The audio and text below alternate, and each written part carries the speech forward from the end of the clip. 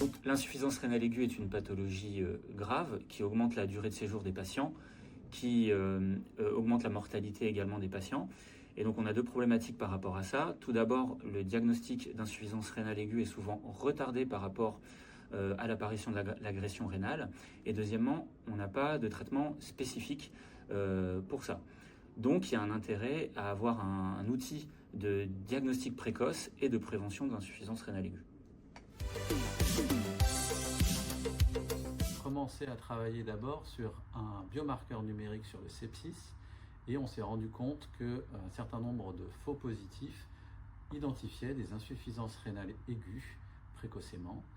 Et on a commencé à parler de ce partenariat avec certains acteurs, notamment le CHU de Dijon, et on a commencé à travailler avec eux dès cet été pour identifier les prochaines étapes de création d'un score de détection précoce d'insuffisance rénale aiguë.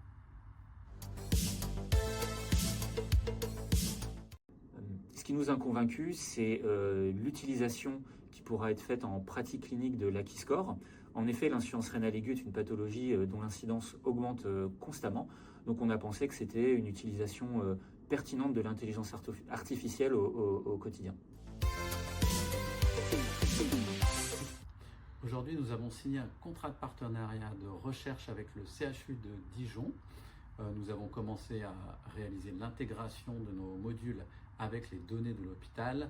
Nous analysons les informations du dossier telles que les médicaments, les résultats de laboratoire, les signes vitaux, les antécédents des patients.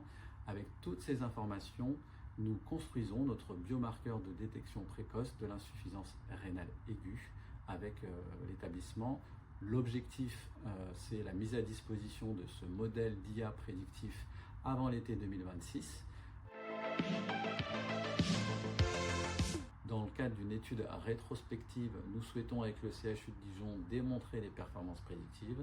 Puis, bien entendu, l'objectif final, c'est la mise à disposition de cette solution dans l'établissement, donc directement aux professionnels de santé, pour qu'ils puissent commencer dès 2027 à utiliser la solution en routine pour détecter précocement les insuffisances rénales aiguës dans l'établissement.